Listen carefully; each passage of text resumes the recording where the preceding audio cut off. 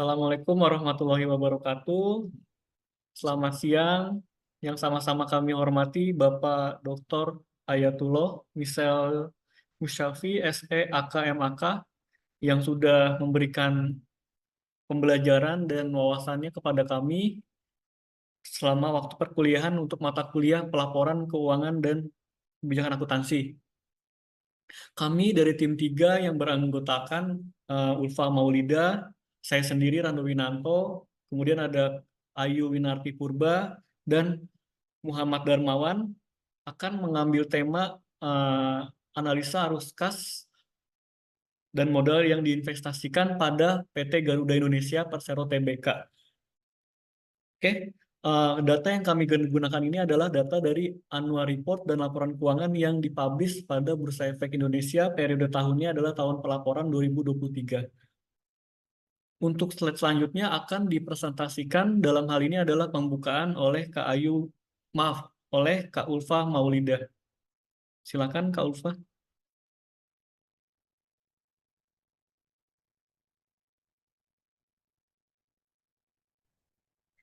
Terima kasih Kak Rando atas waktunya. Di sini saya akan menjelaskan mengenai latar belakang dari laporan kami. Yang pertama yaitu investor yang menanamkan modalnya di suatu pasar modal itu mempunyai tujuan di antaranya untuk memperoleh dividen.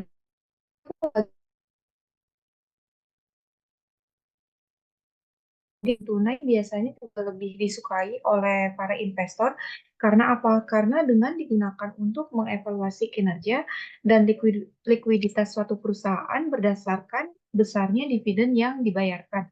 Kemudian, meskipun dividen tunai itu ditentukan dari laba bersih sebuah perusahaan, laba yang dilaporkan dalam laporan keuangan tidak selalu mencerminkan jumlah kas atau likuiditas yang sebenarnya dimiliki oleh perusahaan.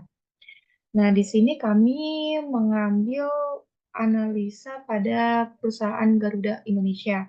Nah, analisa ini memilih subsektor jasa dan industri penerbangan dengan alasan bahwa PT Garuda Indonesia itu sebagai salah satu maskapai nasional yang menyediakan layanan penerbangan full service terbaik dengan konsep Garuda Indonesia Experience, di mana sebagai maskapai penerbangan nasional yang mengutamakan pelayanannya dan mempunyai mutu kualitas yang tinggi. Kemudian Garuda Indonesia juga melayani sudah lebih dari 90 tujuan di seluruh dunia dan berbagai lokasi eksotis yang ada di Indonesia dengan frekuensi penerbangan yang mencapai 600 kali penerbangan dalam sehari. Kemudian Garuda Indonesia itu juga memberikan layanan terbaik yang menonjolkan Indonesian Hospitality, yaitu keramah tamahan dan keindahan budaya Indonesia.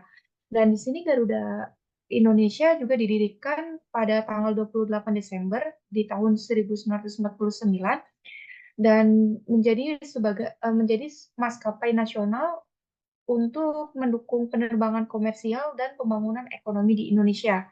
Nah, nama Garuda sendiri itu berasal dari burung mitologi yang melambangkan sebuah transportasi dan kekuatan. Seiring berjalannya waktu, Garuda Indonesia juga memperluas jaringannya dalam penerbangan domestik dan internasional, serta memperbesar armada pesawatnya. Kemudian di tahun 2011, Garuda menjadi perusahaan terbuka dengan melalui IPO di Bursa Efek Indonesia dengan ticker GIAA untuk meningkatkan modal dan memperbaiki manajemen. Kemudian maskapai ini terus berkembang dan berinovasi dengan bergabung tim untuk memperluas koneksi penerbangan secara global. Next, next Kak, tolong. Kemudian di sini kami juga ada mempunyai 6 tujuan dalam menganalisa PT Garuda. Yang pertama yaitu dengan mengidentifikasi arus kas dan laba pada PT Garuda Indonesia di tahun 2023, kemudian identifikasi modal yang digunakan dan modal yang diinvestasikan pada PT Garuda Indonesia di tahun 2023. Yang ketiga yaitu mengidentifikasi modal kerja dan belanja modal pada PT Garuda Indonesia tahun 2023. Yang keempat yaitu mengidentifikasi pendanaan pada PT Garuda Indonesia tahun 2023. Yang kelima yaitu mengidentifikasi pasar keuangan dan NPV pada PT Garuda Indonesia tahun 2023. Dan yang keenam yaitu atau yang terakhir, kami mengidentifikasi IRR, arus kas incremental, dan kriteria lainnya pada PT Garuda Indonesia di tahun 2023. Next, Kak. Kemudian di sini juga kami akan menjelaskan mengenai beberapa teori ya, yang diantaranya yang pertama ada arus kas, laba, modal kerja, peran belanja modal, pendanaan, pasar keuangan, NPV, IRR, arus kas, incremental, dan juga investasi. Dan di sini kami juga menggunakan teori sinyal dan juga teori keagenan. Di sini arus kas sendiri itu menjadi salah satu laporan keuangan yang dipublikasi, yaitu arus kas yang mencatat arus kas masuk dan keluar perusahaan. Kemudian penerimaan dan pengeluaran ke dalam laporan ini diklasifikasikan ke dalam aktivitas operasi, investasi, dan pendanaan. Informasi arus kas sendiri itu memungkinkan untuk membuat model guna menilai dan membandingkan nilai sekarang dan masa depan dari berbagai perusahaan berdasarkan PSAK 207. Kemudian ada beberapa klasifikasi arus kas. Yang pertama ada arus kas operasi, yang kedua ada arus kas investasi, yang ketiga ada arus kas, yaitu ada laba. Di sini ada beberapa pengertian laba, hasil bersih dari operasi bisnis dalam periode tertentu yang dinyatakan dalam istilah keuangan. Dan laba sendiri itu merupakan keuntungan yang diperoleh dari pendapatan yang melebihi biaya sebagai imbalan atas produksi barang dan jasa dalam satu periode akuntansi. Kemudian yaitu ada modal kerja. Menurut Burton, modal kerja sendiri yaitu investasi jangka pendek atau lancar perusahaan yang mencakup kas, sekuritas, piutang, persediaan, dan dalam beberapa perusahaan biaya yang dibayar di muka.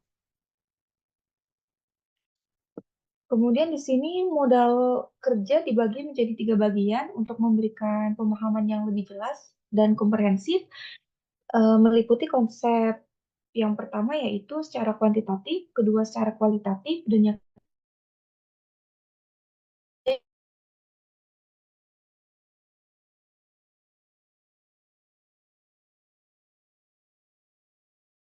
Dan juga ada pendanaan yang peran belanja modal sendiri itu merujuk pada pengeluaran yang bertujuan untuk menambah aset tetap atau investasi yang ada dengan memberikan manfaat selama satu periode tertentu dan memperkuat modal perusahaan, meliputi pembelian aset seperti tanah, peralatan, mesin, gedung, dan infrastruktur. Kemudian pendanaan sendiri yaitu keputusan tentang pendanaan merupakan salah satu tanggung jawab utama dari manajer keuangan untuk menghimpun dana yang dibutuhkan oleh perusahaan untuk investasi dalam kegiatan operasional perusahaan tersebut. Kemudian yaitu ada pasar keuangan. Pasar keuangan merupakan tempat di mana adanya transaksi keuangan dilakukan, termasuk penetapan suku bunga oleh lembaga keuangan seperti bank. Kemudian pasar uang juga ada mempunyai fungsi seperti platform untuk pinjaman dan pengembalian dana dengan berbagai tingkat suku bunga.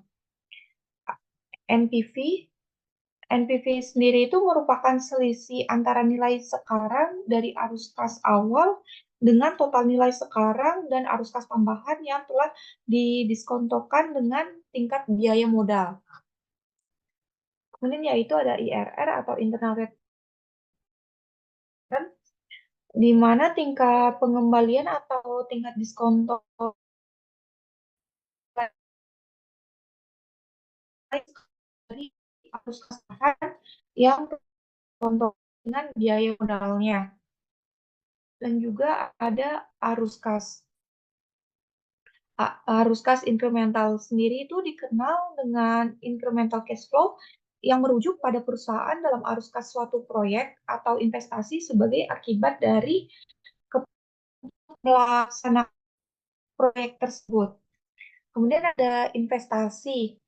Investasi sendiri merupakan penanaman sejumlah dana dengan tujuan memperoleh profitabilitas di masa depan yang memerlukan evaluasi yang cermat dari para investor yang memastikan bahwa investasi tersebut dapat memberikan keuntungan yang sesuai diharapkan. Kemudian yaitu di sini kami ada menggunakan dua teori, teori sinyal dan teori keagenan. Teori sinyal sendiri atau sinyal teori itu merujuk pada praktek di mana manajemen perusahaan itu telah menyampaikan informasi kepada investor bagaimana sih dan prospek nilai perusahaan di masa yang akan datang. Kemudian yaitu ada teori keagenan. Teori keagenan sendiri itu mempunyai dua entitas yang berperan dalam sebuah organisasi, yaitu yang pertama pemilik perusahaan yang dikenal dengan prinsipal dan manajemen perusahaan yang bertindak sebagai agen yang mewakili prinsipal.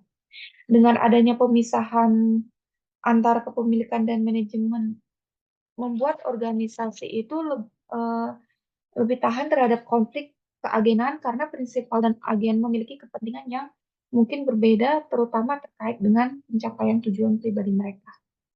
Terima kasih. Selanjutnya akan disampaikan oleh Kak Ayu. Silakan Kak Ayu. Ya, baik. Selanjutnya, eh, kami akan membahas tentang analisa arus kas. Next, Kak. Ya, next. Oke. Sebelum kita lanjut untuk membahas analisa arus kas, kami akan menjelaskan tentang apa sih sebenarnya laporan arus kas itu gitu. Jadi laporan arus kas itu terdiri atas arus kas masuk dan juga arus kas keluar dalam satu perusahaan gitu. Ada tiga bagian penting dalam arus kas, yaitu yang pertama ada arus kas dari aktivitas operasi. Nah, ini biasanya mencakup dari penerimaan kas dari pelanggan, pengembalian pajak, kemudian ada pembayaran pemasok dan yang lainnya gitu. Yang kedua ada arus kas dari aktivitas investasi ataupun investing activities. Ini biasanya terdiri dari penjualan aset tetap, penerimaan dari penjualan investasi, pembelian aset, dan investasi dalam sekuritas. Dan yang ketiga, yang tidak kalah penting adalah arus kas dari aktivitas pendanaan ataupun financing activities. Ini biasanya penerimaan dari penerbitan saham ataupun obligasi, kemudian ada pinjaman bank, pembayaran dividen, dan juga pelunasan pinjaman. Next, Kak. Nah, untuk analisa arus kas, yang pertama ada arus kas dari operasional PT Garuda Indonesia, gitu ya. Nah, dari arus kas dari aktivitas operasi ini, eh, kita dapat mengetahui bahwa penerimaan kas dari pelanggan PT Garuda Indonesia bernilai 2,8 miliar US dollar. Kemudian sehingga di total untuk arus kas bersih yang diperoleh dari aktivitas operasinya masih bernilai positif nih. Ada sekitar 218 juta 853.422 US dollar. Nah, hal tersebut menunjukkan bahwa uang masuk yang diperoleh dari operasional masih lebih besar nih daripada uang keluar yang dikeluarkan untuk kebutuhan operasional perusahaan tersebut. Next, Kak. Yang kedua ada arus kas investasi. Nah, dari arus kas investasi, eh, ini masih bernilai negatif. Arus kasnya bernilai negatif. Kenapa negatif? Hal ini eh, terjadi karena pengeluaran untuk dana cadangan pemeliharaan pesawat ini masih lebih tinggi, sekitar 256.776.158 US dollar. Nah, hal inilah yang mengakibatkan si arus kas investasinya bernilai negatif. Next, Kak. Yang ketiga ada analisa arus kas dari pendanaan. Nah, sama dengan arus kas investasi, arus kas pendanaan juga masih bernilai negatif. Kenapa bernilai negatif? Ini karena adanya pembayaran untuk penarikan kembali obligasi dan juga untuk pembayaran liabilitas sewa pesawat. Nah, ini yang membuat si arus kas dari aktivitas pendanaan masih bernilai negatif. Nah, hal tersebut terjadi karena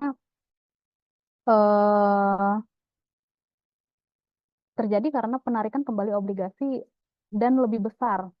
Pembayarannya maksud kami adalah pembayarannya masih lebih besar daripada penerimaan pinjaman jangka panjang si PT Garuda itu. Next, Kak. Selanjutnya kami menambahkan analisa arus kas bagian free cash flow. Nah, sebenarnya apa sih free cash flow ini? Free cash flow ini adalah kemampuan perusahaan untuk menghasilkan kas bebas. Jadi kasnya ini udah dikurang dari laba operasi, penyusutan, kemudian dikurang dengan perubahan modal kerjanya. Ya. Nah, kami membuat perhitungan untuk laba operasinya adalah pendapatan dikurang biaya operasional, diperolehlah 309 juta US dollar, kemudian ditambah dengan penyusutan dan amortisasi, nilainya adalah 817 juta 701.181 US dollar, kemudian dikurang dengan perubahan modal kerja si PT Garuda ini, diperoleh angkanya adalah 368 juta 493.196 US dollar, maka diperolehlah free cash flow yang dimiliki oleh si PT Garuda ini 759 juta 67.612 US dollar. Nah, hal ini masih dikategorikan baik ya karena nilainya masih positif gitu. Ya, next, Kak. Selanjutnya adalah analisa laba dari PT Garuda Indonesia. Yang pertama kami analisa adalah gross profit margin PT Garuda. Untuk mencari gross profit marginnya adalah laba kotor dibagi dengan pendapatan dikali 100%. Nah, maka diperolehlah gross profit marginnya 10,55%. Nah, 10,55% ini masih dikategorikan kurang baik karena masih di bawah 20%. Ya. Harusnya gross profit margin itu di atas 20% dikategorikan baik, namun karena masih dalam 10,55%, maka gross profit marginnya dikategorikan kurang baik, sehingga perlu evaluasi untuk peningkatan pendapatan dan penurunan biaya-biaya oleh PT Garuda ini. Next, Kak. Kemudian yang kedua, dalam analisa laba ada return on asset-nya. Untuk mencarinya adalah Untuk mencari return on asset-nya adalah laba bersih dibagi dengan total aset dikali 100%. Sehingga diperolehlah ROA-nya 3,75%. Nah, return on asset PT Garuda 3,75% ini, dengan kata lain, di perusahaan PT Garuda menghasilkan laba sebesar 3,75% dari total aset yang dimiliki, dan hasil tersebut dikategorikan tidak baik karena tingkat pengembaliannya masih cukup kecil. Next, Kak. Nah, dari analisa arus kas dan juga laba tadi, maka kami memperoleh kesimpulan bahwa dari perhitungan arus kas dan laba, disimpulkan bahwa arus kas dan laba yang dihitung berdasarkan analisa masih dikategorikan kurang baik. Kenapa? Karena selain laba yang dihasilkan pada tahun tersebut menurun dibandingkan tahun sebelumnya, juga ada penurunan signifikan dari pendapatan dari restrukturasi utang dan juga arus kas yang bernilai negatif. Selain itu, arus kas operasional juga lebih rendah dibandingkan laba bersih. Jadi ada keywordnya nih, kalau misalnya arus kas operasional perusahaan masih lebih besar dibanding dengan laba bersih, maka laba perusahaan tersebut berkualitas baik. Jika kalau sebaliknya, maka kualitas perusahaan tersebut masih dikategorikan tidak baik. Nah, arus kas keluar perusahaan PT Garuda ini tahun 2023 mengalami peningkatan. Kenapa meningkat? Hal itu terjadi karena pembayaran utang ke pemasok lebih tinggi. Tadi kalau kita flashback ke laporan arus kasnya, itu pembayaran ke pemasok pada tahun 2023 itu sekitar 2,2 miliar US dollar gitu. Jadi cukup tinggi. Sehingga biaya operasional yang tinggi tentu akan mempengaruhi penurunan laba perusahaan gitu ya. Jadi biaya tinggi akan mengurangi pendapatan kayak gitu. Next, Kak. Selanjutnya adalah modal yang digunakan. Nah, modal yang digunakan sama dengan aset lancar dikurang dengan kewajiban lancar.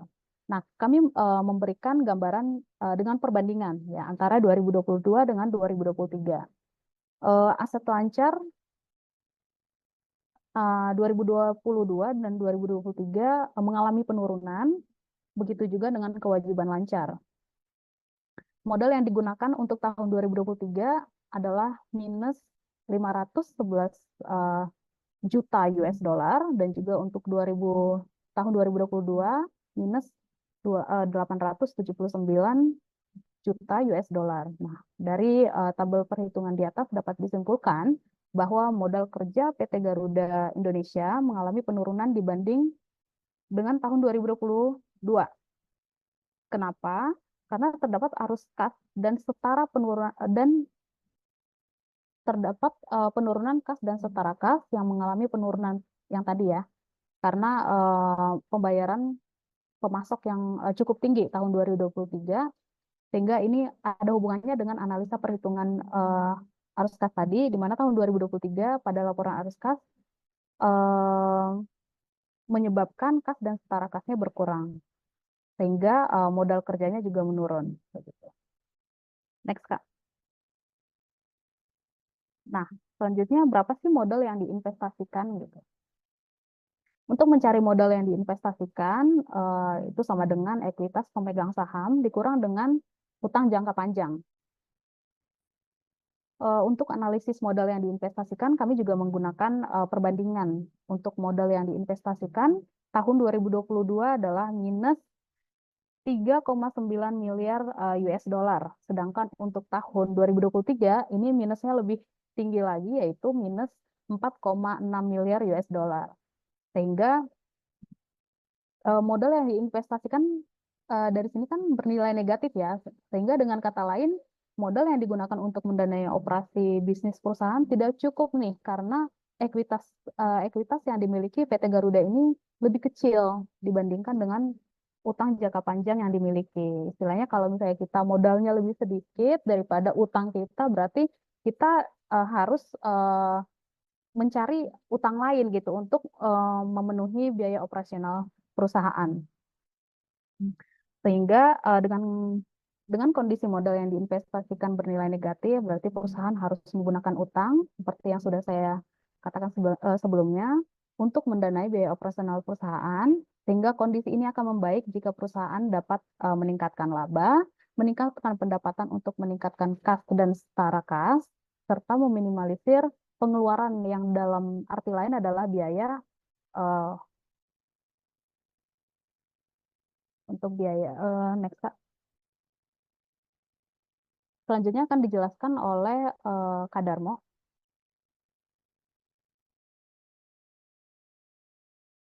Terima kasih Mbak Ayu. Untuk selanjutnya adalah analisa modal kerja, belanja modal, dan pendanaan.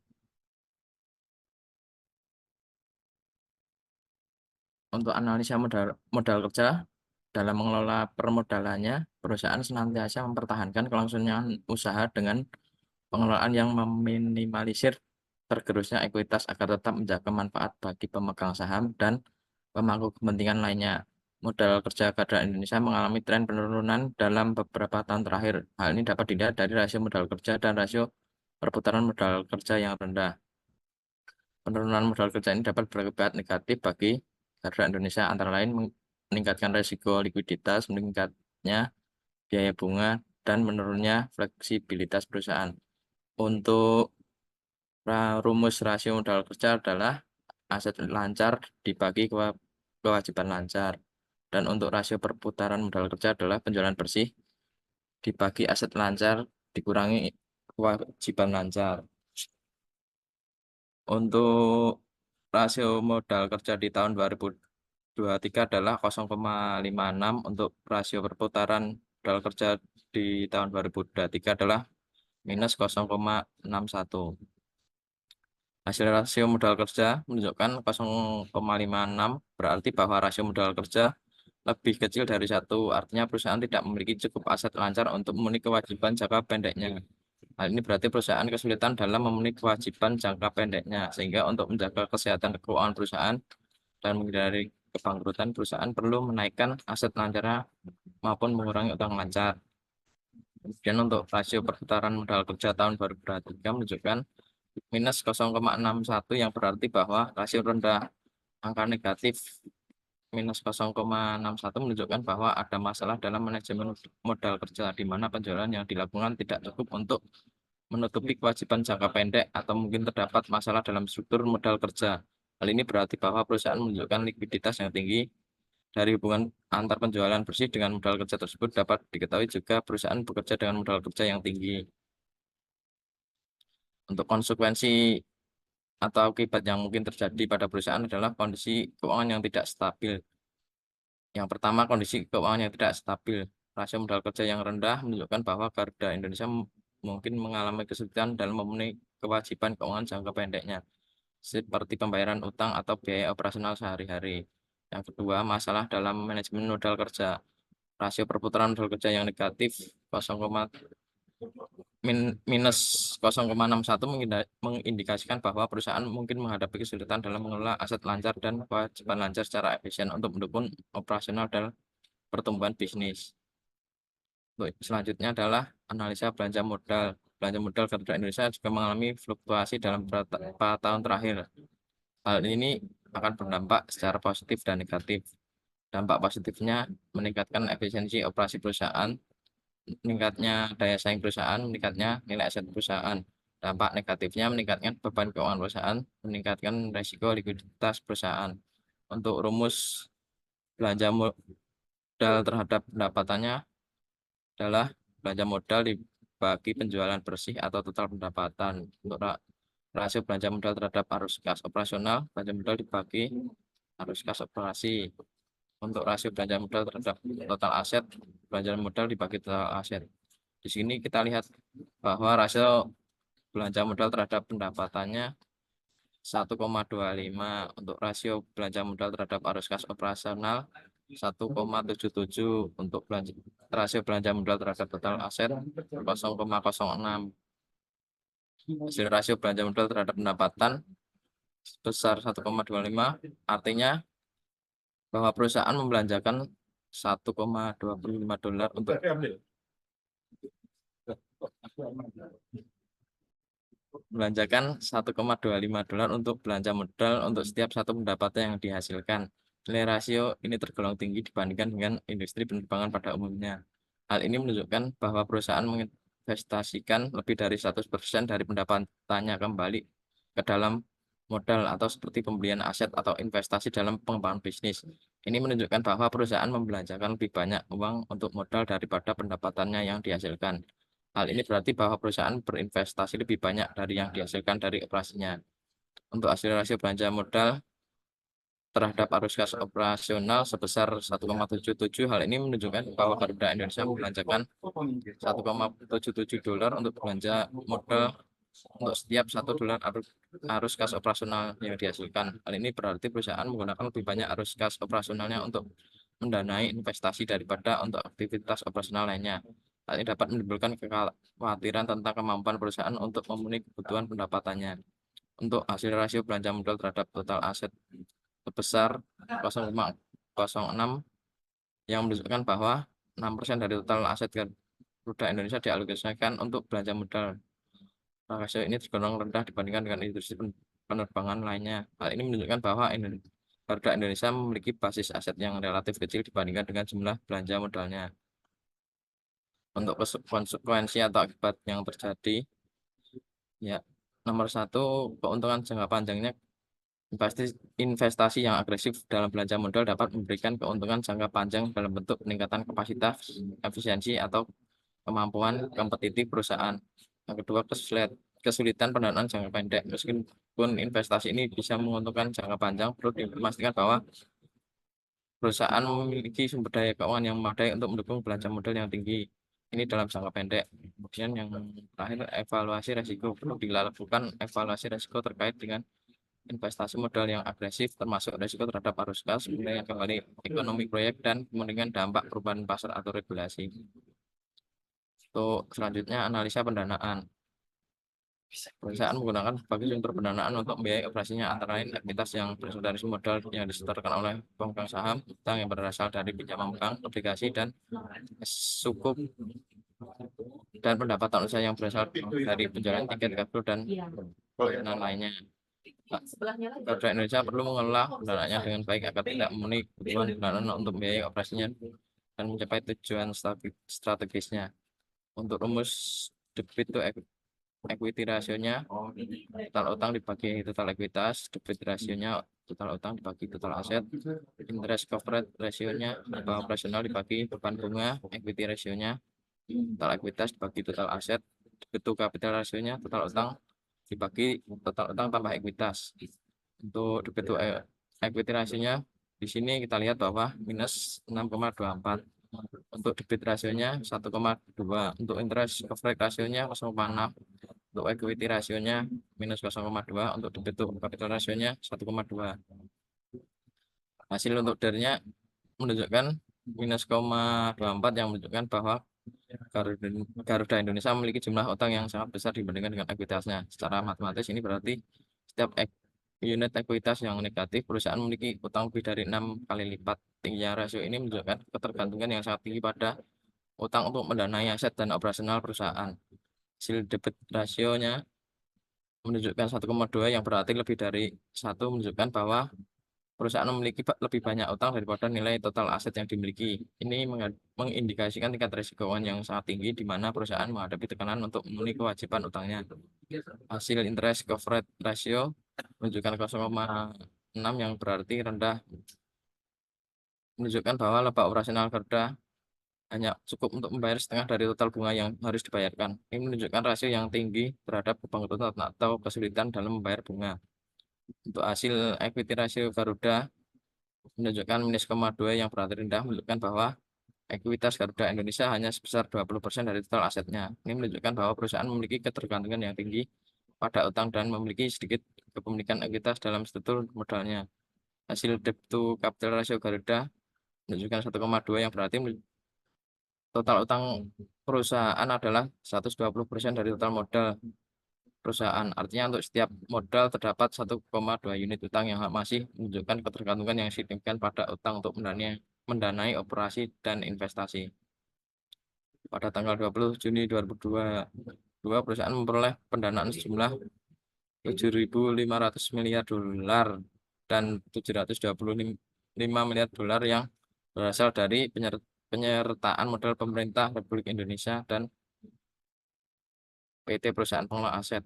Keberhasilan restrukturisasi utang dan pendanaan tambahan dari PMN dan PPA memberikan dampak positif kepada perusahaan baik terhadap kinerja keuangan dan operasi. Namun pada tanggal 31 Desember 2023, Garuda Indonesia masih mempunyai jumlah liabilitas atau kewajiban jangka pendek melebihi aset lancarnya sebesar 511 juta USD dan ekuitas negatif sebesar 1.283 juta USD. Hal tersebut mengindikasikan adanya unsur ketidakpastian yang material yang dapat menyebabkan keraguan signifikan atas kemampuan perusahaan untuk mempertahankan kelangsungan usahanya.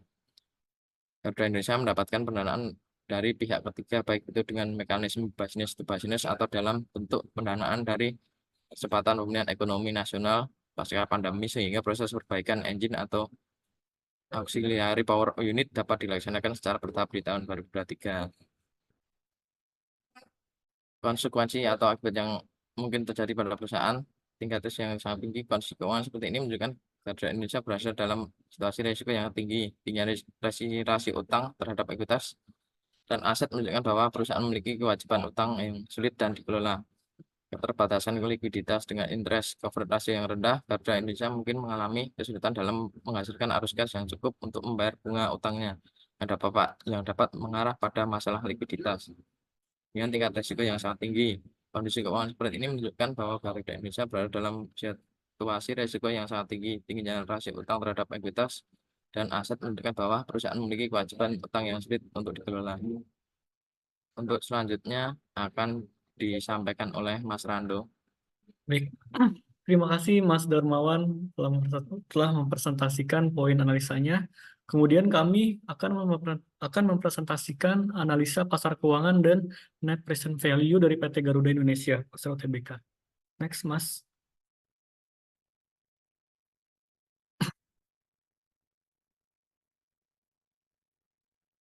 Oke. Yang pertama, kami akan menganalisa pasar keuangan. PT Garuda Indonesia versus OTBK sebagai maskapai terkemuka di Indonesia memerlukan analisa rasio pasar keuangan untuk memahami kondisi keuangan dan valuasi di pasar modal. price to earning ratio atau PR ratio mengevaluasi apakah saham Garuda Indonesia tergolong mahal atau murah, serta memberikan wawasan tentang prospek keuntungan dari perusahaan. Selain itu, kami juga menganalisa dividend yield, mengukur potensi pendapatan dividen terhadap harga saham, penting bagi investor untuk mencari pengembalian dari dividen. Analisa ini memberikan pemahaman menyeluruh tentang valuasi pasar, struktur modal, dan potensi pengembangan investasi di PT Garuda Indonesia Persero Tbk. Selanjutnya, Mas.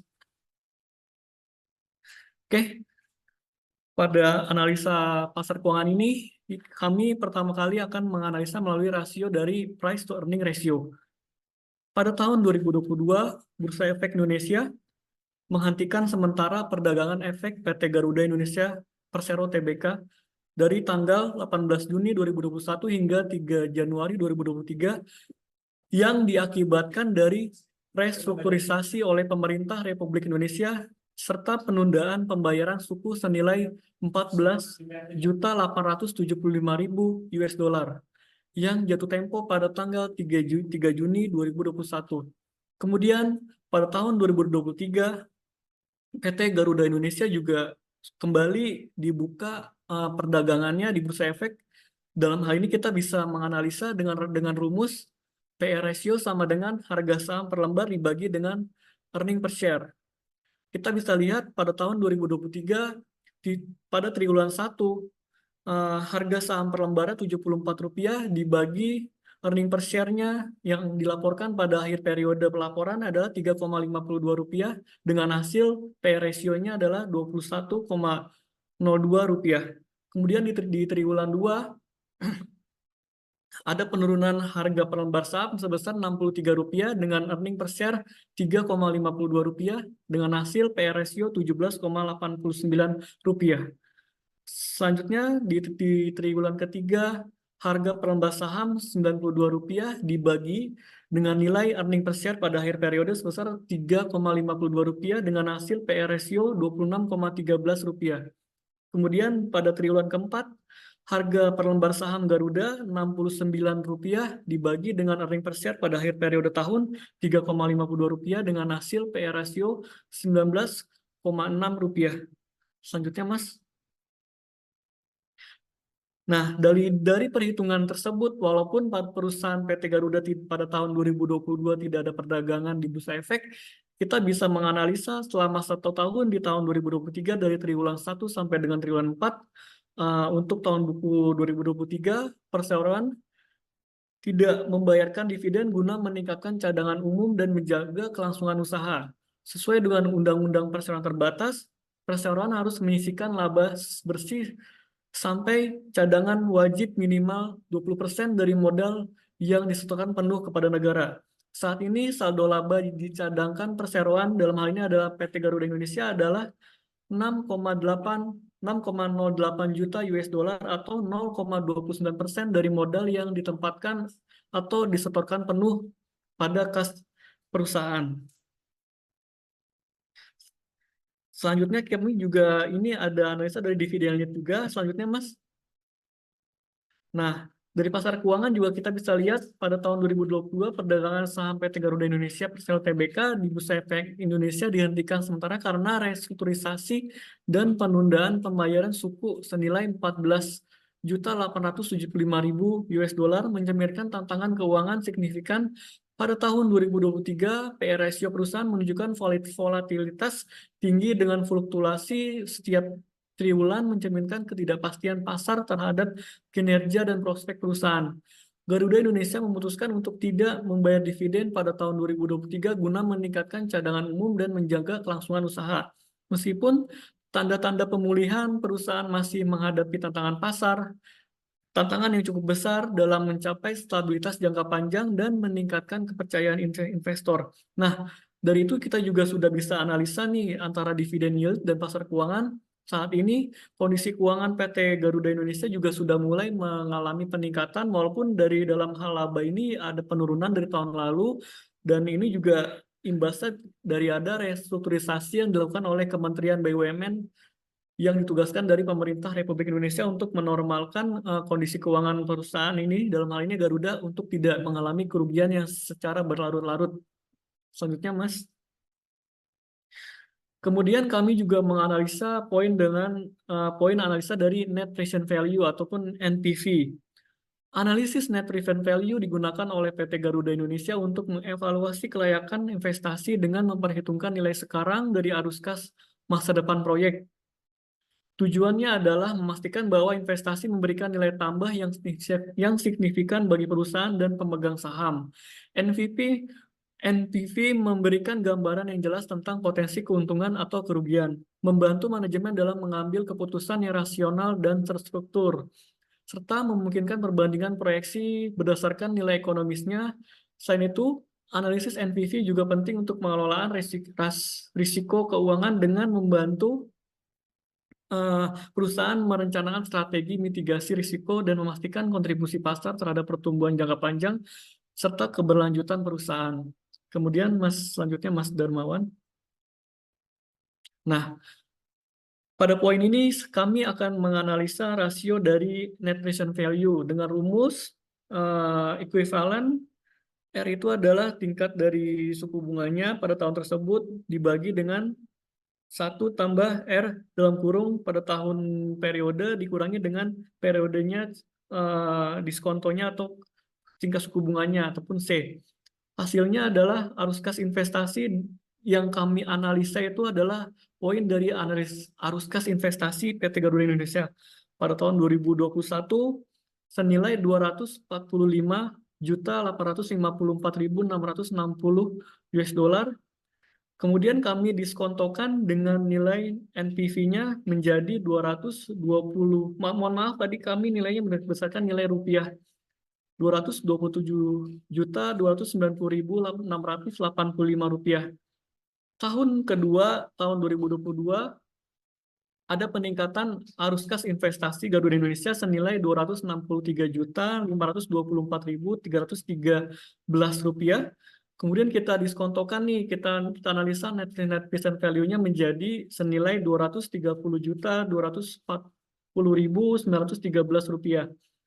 Selanjutnya di tahun 2023 kami juga mencatat PT Garuda Indonesia ada peningkatan juga nih dari arus kas investasinya senilai 316.465.152 rupiah yang didiskontokan menjadi 249.584.369 rupiah.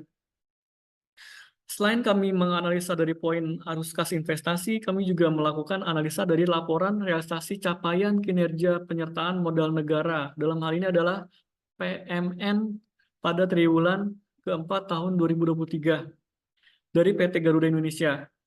Dalam hal ini adalah ada penilaian KPI terkait manfaat keuangan dengan economic net present value. Formulanya diformulasikan oleh vendor ataupun dari pihak yang jasa yang membuat laporan tahunan ini. Kemudian target dari Kementerian BUMN ataupun negara adalah dari penyertaan modal negara ini adalah 5,85 miliar US dollar. Dalam hal ini ada pencatatan realisasi dari Garudanya untuk penyerapannya ini lebih besar dari anggarannya sebesar 6,009 miliar US dollar. Pencapaiannya adalah 104,14%. Selanjutnya kami juga menganalisa Economic Internal Rate of Return ataupun IRR. Target pada tahun 2023 dari kementerian ataupun dari pemerintah sebesar 23,74%. Dalam hal ini ada peningkatan ataupun melebihi batas target yang direalisasikan oleh PT Garuda Indonesia sebesar 24,17%. Dalam hal ini pencapaiannya adalah 101,79%. Selanjutnya Mas Darmawan. Nah, dari perhitungan kedua tersebut antara arus kas investasi dan laporan realisasi capaian kinerja penyertaan modal negara dapat kita lihat adalah perhitungan net present value NPV dengan tingkat diskonto 8% menunjukkan nilai positif sebesar 106.115.967 rupiah untuk investasi Garuda Indonesia, mengindikasikan bahwa proyek ini menghasilkan nilai tambah yang positif serta mempertimbangkan biaya modal. Ini menggambarkan bahwa arus kas investasi yang diantisipasi dari proyek melebihi biaya investasi awal sebesar 600 juta rupiah. Meskipun NPV positif menunjukkan kelayakan finansial investasi, evaluasi lanjut diperlukan terhadap asumsi yang digunakan dalam perhitungan ini, seperti biaya investasi yang mungkin lebih tinggi dari perkiraan.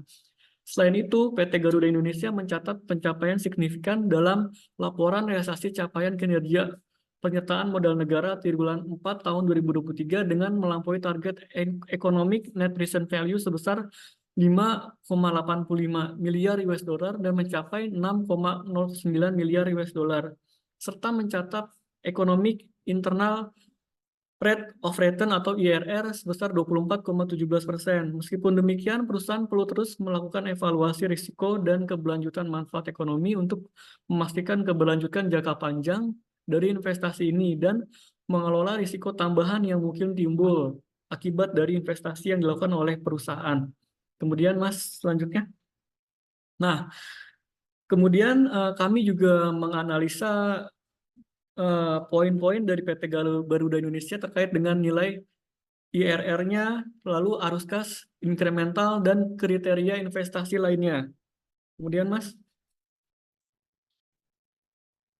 IRR dan arus kas incremental.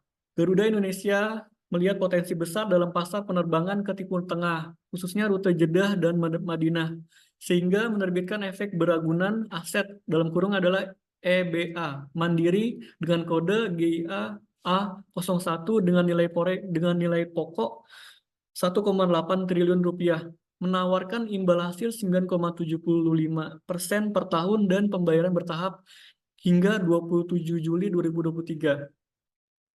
PT Asuransi Kredit Indonesia Persero menjamin pembayaran pendapatan tiket sebesar 360 miliar per tahun selama 5 tahun.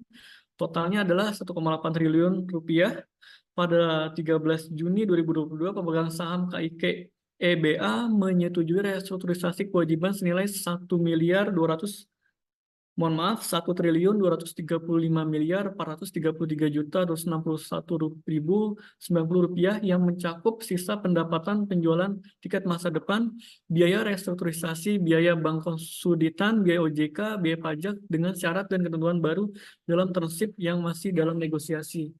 Kemudian, Mas Darmawan.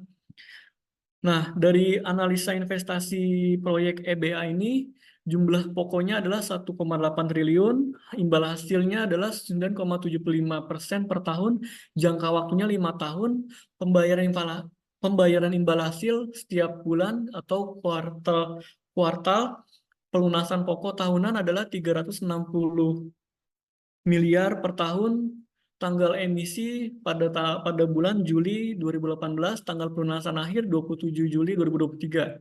Menghitung arus kas imbal hasil kupon payment, imbal hasil dibayar setiap 3 bulan sekali, nilai kupon kuartal dihitung sebagai berikut, kupon kuartal sama dengan jumlah pokok dikali dalam kurung imbal hasil tahunan dibagi 4 tahun. Kupon per kuartal dalam hal ini dapat kita lihat adalah senilai 43.125.000 rupiah. Arus kas kupon pembayaran untuk 5 tahun dengan hasil adalah 172.500.000, mohon maaf, 172.500.000.000. Selanjutnya, Mas. Nah, kemudian kita juga bisa melihat dari tabel arus kas tahunan yang menunjukkan arus kas dari kupon dan pelunasan setiap tahunnya. Pada tahun pertama, kita bisa lihat arus kas kupon sampai dengan tahun kelima tetap senilai 172 miliar 500 juta dengan arus kas pokok 360 juta dan arus kas tahunan yang 532 juta 500, mohon maaf 532 miliar 500 juta rupiah. Tingkat diskontonya 14,65%, NPV minus pada awal periode investasi 1,8 miliar ditambah dengan tingkat diskonto 1 miliar 800 juta 2 juta mohon maaf minus 1,8 triliun ditambah 1 triliun 800 miliar 2 juta 794 rupiah dengan NPV adalah Rp2.794.886.570. NPV sangat mendekati nol, artinya tingkat diskon cost sebesar 14,65% adalah nilai IRR yang paling mendekati. Selanjutnya, Mas. Kemudian kami juga menganalisa EBA, proyek EBA untuk kelas A, nilai penerbitan 1,8 M, pembayaran pokok ada 360 miliar, imbal hasilnya 9,75% per tahun. Kemudian ada perubahan jadwal pembayaran menjadi 10 tahun dengan masa tenggat 2 tahun hingga 2024, arus kas awal periode 5 tahun, pembayaran pokok per tahun 360 miliar, imbal hasil per tahun 1,8 miliar dikali 9,75% sama dengan 175,5 miliar. Haruskah setelah perubahan jadwal periode 10 tahun dengan masa-masa tenggat 2 tahun, pembayaran pokok per tahun mulai tahun ketiga 180 miliar, imbal hasil per tahun 1,8 miliar dikali 9,75% senilai 175,5%. Kemudian kami juga menghitung arus kas inkremental periode 5 tahun tanpa perubahan jadwal dengan hasil adalah 2,677 miliar. Periode 10 tahun dengan perubahan jadwal dengan hasil arus kas keluar adalah 3,195 miliar. Kemudian ke arus kas inkremental.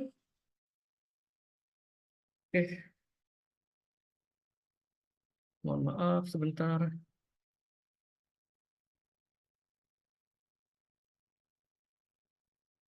Kemudian arus cash flow, kita bisa lihat tadi incremental cash flow-nya, arus kas baru dikurang arus kas lama sama dengan 3,190 miliar dikurang 2,677 miliar dengan incremental cash flow 517,5 miliar. Selanjutnya, Mas.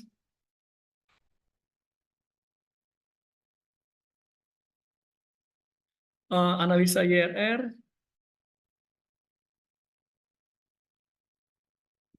Garuda Indonesia menerbitkan efek beragunan aset EBA Mandiri GIAA 01 senilai 1,8 miliar dengan imbal hasil 9,75% per tahun dan pelunasan tahunan 360 miliar selama 5 tahun.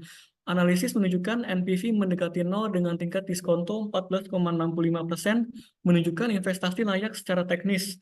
Perubahan jadwal pembayaran dari 5 tahun menjadi 10 tahun meningkatkan fleksibilitas keuangan jangka pendek, tetapi juga meningkatkan akumulasi bunga. Garuda Indonesia perlu mengelola arus kas dengan hati-hati untuk menghindari beban finansial jangka panjang dan memitigasi risiko pasar serta operasional yang tepat yang dapat mempengaruhi kemampuan membayar kewajiban pembayaran. Selanjutnya, Mas. Nah, kemudian kami pada yang paling akhir kami juga menganalisa nih dari laporan tahunan yang dipublikasikan oleh Garuda Indonesia, poin dari kriteria investasi lainnya yang potensial dapat diangkat oleh PT Garuda Indonesia. Di antaranya adalah dari analisis kami menunjukkan adanya berbagai peluang dari bisnis Garuda Indonesia yang menunjukkan hal-hal sebagai berikut. Yang pertama adalah sinergi badan usaha milik negara, BUMN, pariwisata, dan pendukungnya. Yang kedua adalah perluasan bandara dan pembangunan bandara baru. Yang poin ketiga adalah pertumbuhan pasar penerbangan charter. Yang keempat adalah peningkatan kapasitas penyimpanan atau dalam hal ini adalah storage kargo untuk penumpang, dalam hal ini juga bisa juga untuk pengiriman barang. Yang kelima adalah market recovery domestik. Yang keenam adalah digitalisasi bisnis proses. Yang keenam adalah kerjasama pendanaan untuk maintenance pesawat. Nah, dari 7 poin tersebut sangat potensial dalam hal ini manajemen tata kelola Garuda Indonesia untuk terus bisa bangkit dalam hal ini kinerjanya dan tidak serta-merta selalu bergantung pada pemerintah Republik Indonesia untuk bisa mengembangkan bisnis penerbangan yang dapat bersaing di kancah global. Selanjutnya, Mas. Oke. Kemudian akan dibahas oleh Kak Ulfa. Mohon maaf kami juga terlewat untuk membahas metodologi. Silakan Kak Ulfa. Baik, terima kasih Kak Rando atas waktunya. Seperti tadi yang sudah dijelaskan oleh rekan-rekan mengenai analisis arus kas laba dan modal yang diinvestasikan, pada PT Garuda Indonesia di tahun 2023 berdasarkan annual report PT Garuda. Jadi metodologi yang kami ambil yaitu ada beberapa jenis. Ada jenis analisa, unit analisis, populasi, dan sampel. Untuk jenis analisa sendiri, kami menggunakan metode analisis kuantitatif, di mana analisa kuantitatif sendiri itu menekankan pada pengujian teori melalui variabel analitis dengan menggunakan angka yang mempunyai tujuan untuk menguji hipotesis dan kemudian diambil sebuah kesimpulannya. Dan yang kedua yaitu unit analisis. Unit analisis study ini bertujuan untuk melakukan analisis yang lebih mendalam terhadap kinerja keuangan dan strategi investasi yang diterapkan oleh PT Garuda Indonesia, di mana PT Garuda tersebut menjadi maskapai penerbangan nasional yang terkemuka di Indonesia. Kemudian yang ketiga yaitu populasi. Populasi ini sendiri merujuk pada kumpulan suatu data analitis yang menitik beratkan pada sumber data yang tersedia. Dalam studi ini atau dalam analisa ini, populasi terdiri dari laporan keuangan perusahaan dan juga annual report PT Garuda Indonesia tahun 2023. Kemudian sampel sendiri yaitu digunakan dalam analisa terdiri dari perusahaan PT Garuda Indonesia di tahun 2023. Next, Kak. Langsung kesimpulan.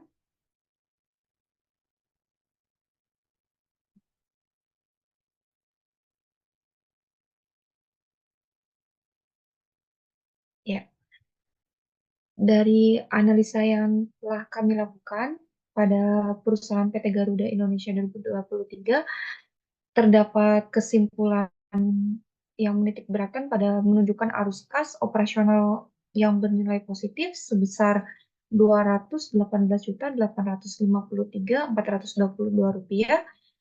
Meskipun arus kas untuk aktivitas investasinya dan pendanaannya negatif, free cash flow atau FCF itu bernilai positif senilai Rp759.667.667.667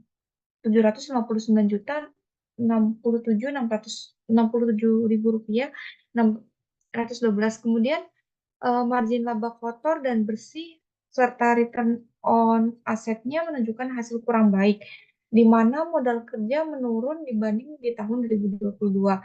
Kemudian mencerminkan sebuah kesulitan di mana memenuhi kewajiban jangka pendek. Kemudian rasio hutangnya sendiri menunjukkan ketergantungan tinggi pada hutang. P dibagi E, rasio 2023 menunjukkan volatilitas yang tinggi, sementara perseroan tidak membayar dividen untuk tahun buku di tahun 2023. Garuda Indonesia sendiri menghadapi tantangan manajemen keuangan, namun juga memiliki prospek bisnis yang cerah karena di sini itu berkat adanya sinergi dengan BUMN pariwisata, perluasan bandara, dan peningkatan kapasitas kargo. Keunggulan operasional branding kuat, jaringan rute luas, dan juga keanggotaan dalam aliansi SkyTeam yang menambah kepercayaan pada prospek positif perusahaan di masa ke depan. Next, Kak.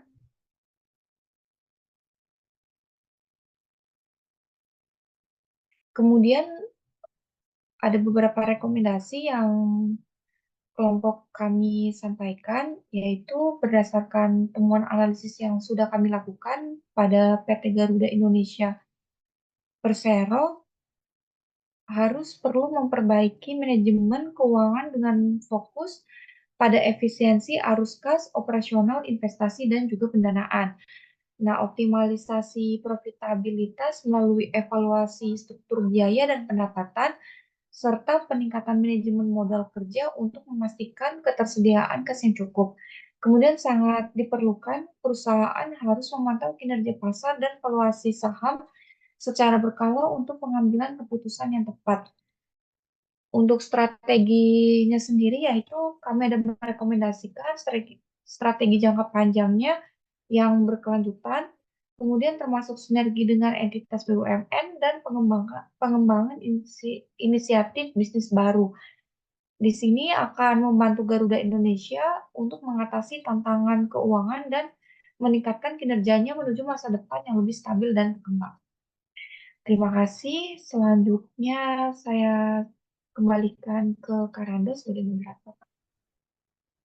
Terima kasih.